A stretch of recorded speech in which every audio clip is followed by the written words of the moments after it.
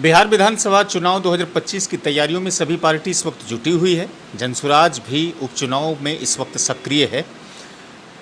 जाहिर सी बात है कि 2025 के विधानसभा चुनाव में जनसुराज की तरफ से कई दावेदार अलग अलग जगहों के लिए हैं। अगर भागलपुर की बात करें तो ये बेहद ही एक दिलचस्प और रोचक विधानसभा है। यहाँ से भी कई दावेदार हैं, लेकिन एक सवाल उमड़कर सामने आता है कि क्या इसके दामन थामने वाले सभी अपने अपने क्षेत्रों में प्रबुद्ध और दक्ष लोगों को अवसर जनसुराज कितना देगी? ये एक बेहद अहम सवाल है। हमारे साथ लाइफ स्किल ट्रेनर और प्रशांत किशोर के नाम से भी भागलपुर ज़िले में लोग इसे कहते हैं, ये भी दामन थामे हुए हैं और उम्मीद ये है कि प्रशांत किशोर शायद टिकट इसे दे। लेकिन चर्चा और अटकलों में काफ़ी अंतर होता है और रिजल्ट में भी काफ़ी अंतर होता है। हम जानने और समझने के लिए पहुँचे हैं इनके पास। समझेंगे बिहार विधानसभा चुनाव 2025 टिकट मिलना है या नहीं मिलना है, इन सब मुद्दों पर।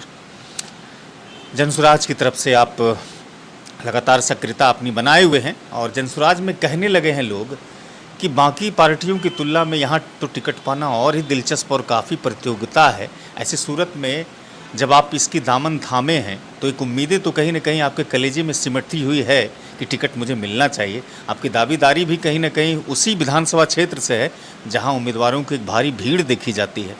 आप क्या कहना चाहेंगे इस पूरे आप प्रश्नों पर? सबसे पहले तो सिटीजन न्यूज़ को दिवाली की हार्दिक शुभकामनाएं और इस शुभ घड़ी में आपने मेरा इंटरव्यू लेने के लिए सोचा, इसके लिए बहुत बहुत धन्यवाद। देखिए, जनसुराज का जो 3 सिद्धांत है, सही लोग, सही सोच और सामूहिक प्रयास, इसमें खड़े उतरने का प्रयास हर जगह पे हो रहे हैं।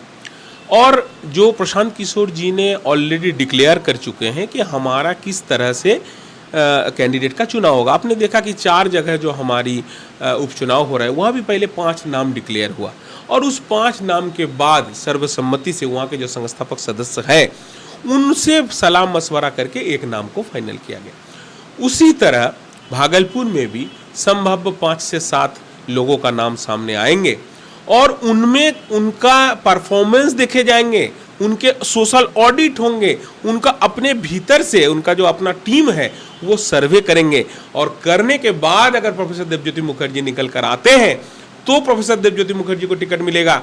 केवल ये कहने से कि प्रोफेसर देवज्योति मुखर्जी सब काम छोड़ के जनसुराज में भिड़ा है।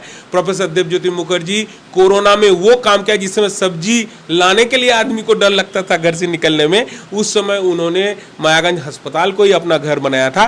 प्रोफेसर देवज्योति मुखर्जी 550 रिक्शा चालक को रिक्शा मालिक बनाया है, अभी भी रिक्शा चालक यूनियन का सेक्रेटरी है, 46 यूनिवर्सिटी, 88 मिलिट्री सेंटर का ट्रेनर है। ये बोलने से नहीं मिलेगा आपको टिकट।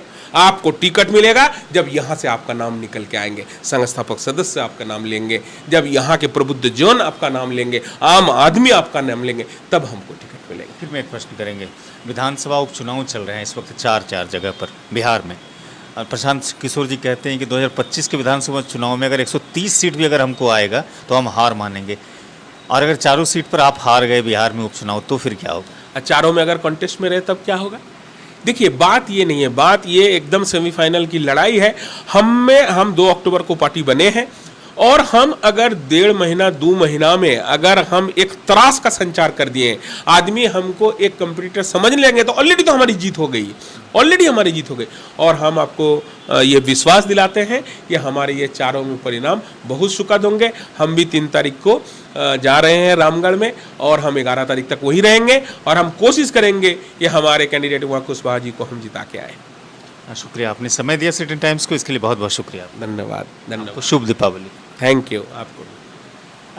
प्रोफेसर देवज्योति मुखर्जी थे जो जनसुराज पार्टी से जुड़े हुए हैं और ज़िले में उपाध्यक्ष भी हैं, जहां तक मुझे सही जानकारी मिल पाई है। अपने जनसुराज पार्टी को लेकर के, अपनी उम्मीदवारी को लेकर के इन्होंने आज सिटीजन टाइम्स को साक्षात्कार में सारी बातें रखी है। वीडियो अगर अच्छी लगी हो तो साझा कीजिएगा, चैनल को भी सब्सक्राइब कीजिएगा। शुक्रिया।